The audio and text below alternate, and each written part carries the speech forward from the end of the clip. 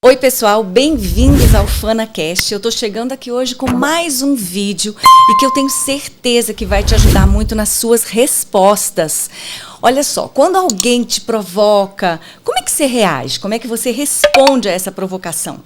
Diante de uma afronta, por exemplo, de uma ofensa, como é que você responde? Você consegue controlar a sua raiva ou você explode e paga na mesma moeda? Ai, meu Deus! Se você acha que está aí precisando de uma ajudinha para aprender a lidar melhor com as suas emoções, então não saia daí. Porque hoje o que está na mira é a ira. Então fica ligadinho aí.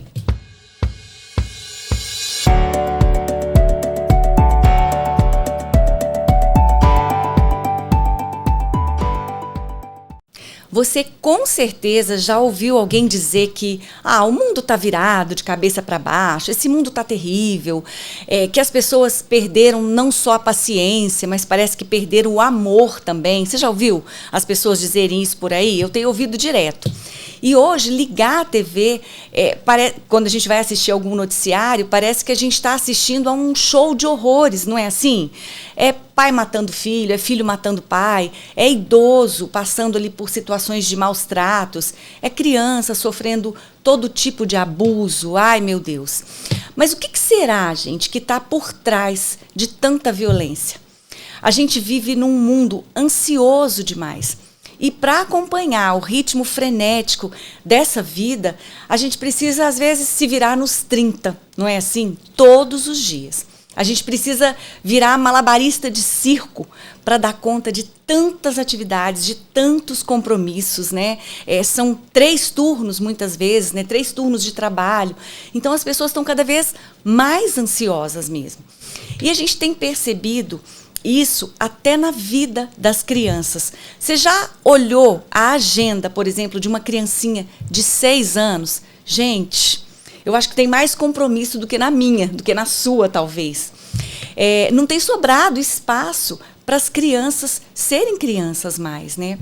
O problema é que toda essa correria tem alterado, sabe? Tem influenciado no comportamento das pessoas. O fato é que as pessoas estão expressando os seus problemas, a sua dor, as suas perdas, as suas frustrações de forma completamente descontrolada, agressiva, violenta, né?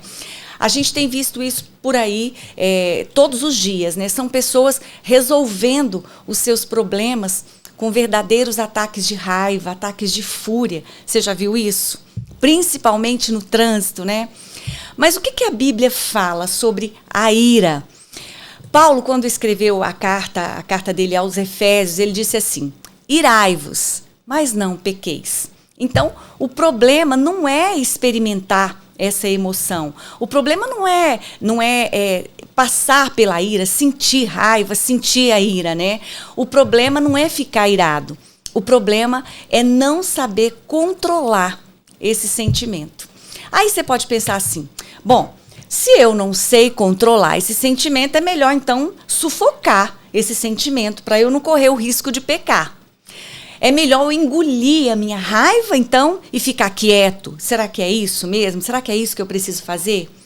Bom, na verdade, o melhor mesmo é colocar para fora, nós somos seres emocionais, então nós sentimos emoções e sentimentos todos os dias.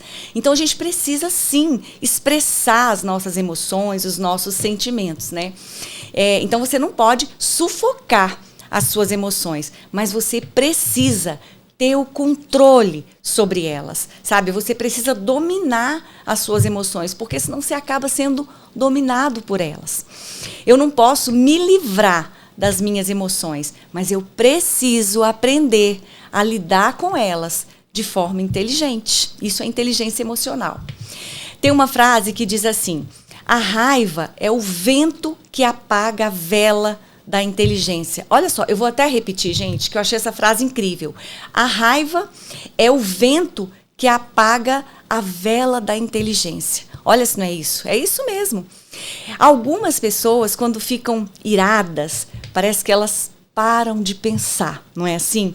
Elas ficam tão focadas no desejo de vingança, na vontade de revidar aquele ataque, que elas não conseguem mais nem raciocinar, elas não conseguem nem ver, nem ouvir mais nada de forma racional.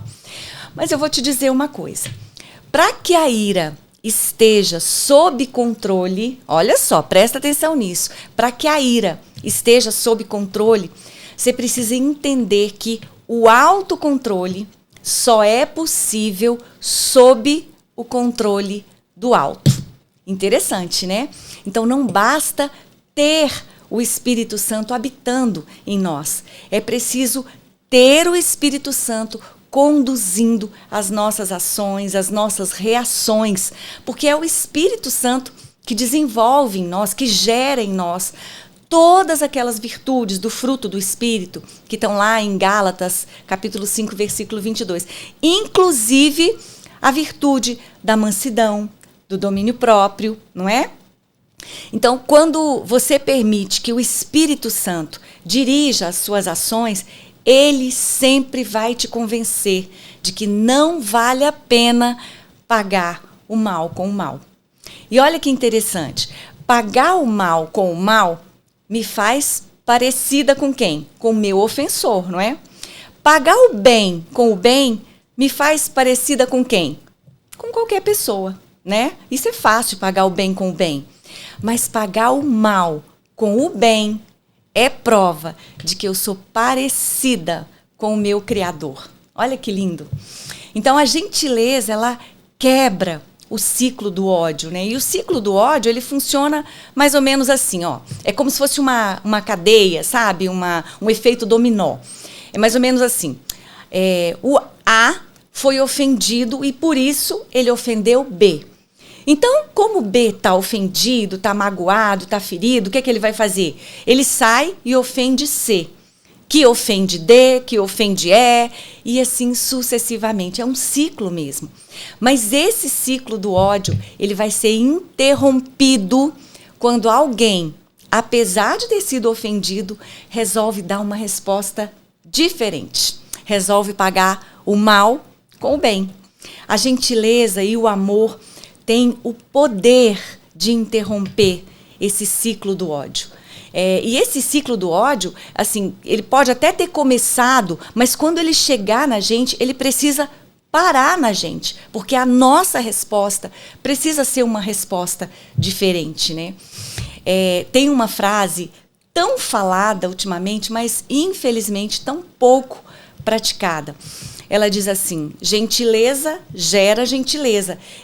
Quando eu saio às ruas, eu vejo direto essa frase nos carros, né, coladas ali no para-choque ali dos carros. Gentileza gera gentileza.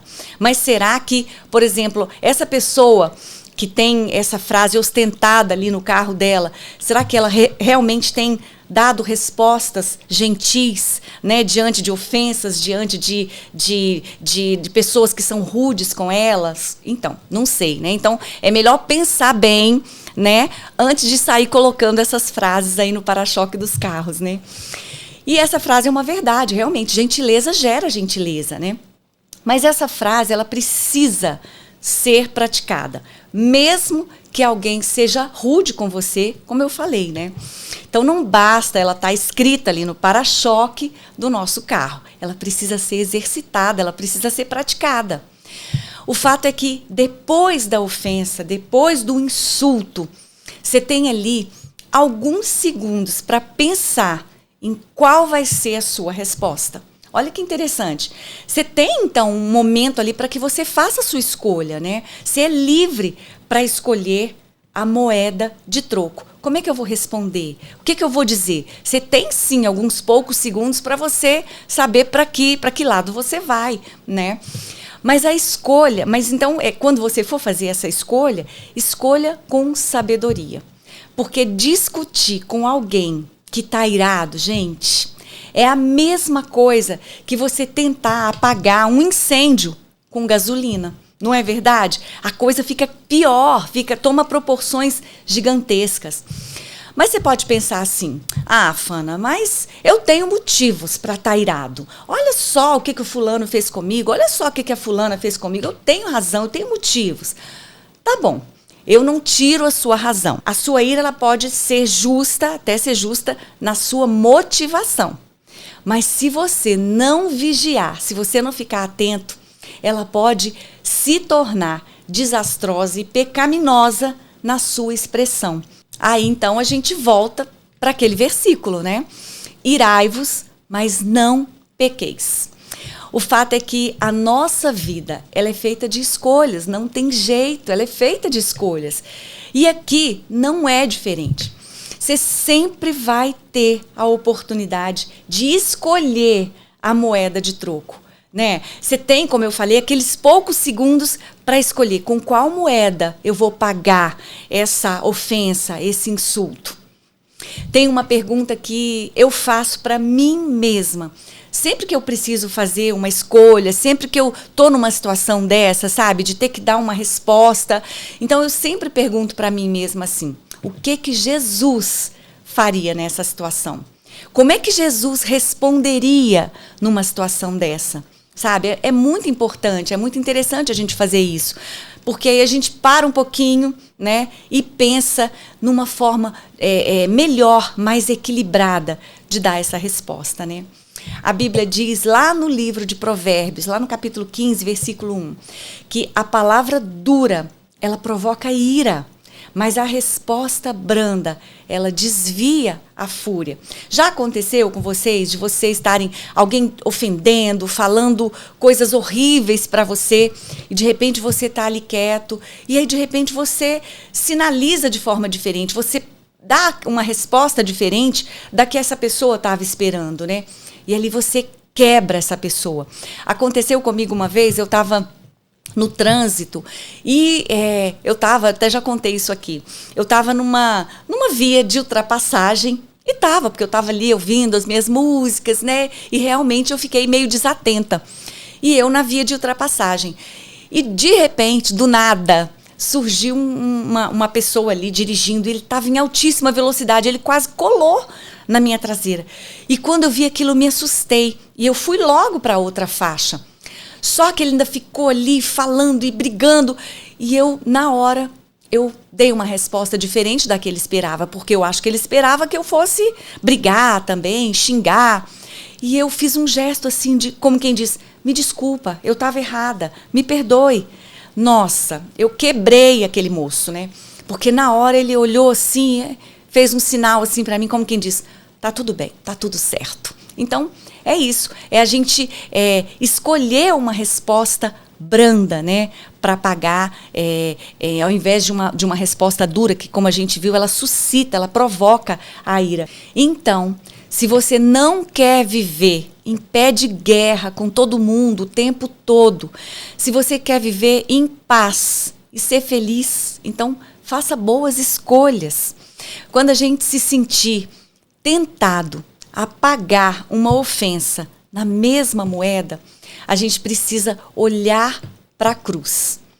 Nela, Deus não se vingou de nós, mas Ele tratou o nosso mal com o seu bem mais precioso, seu Filho Jesus Cristo. Então, pense nisso com carinho. Um beijo para vocês, muito obrigada pela companhia e até o próximo vídeo, se Deus quiser.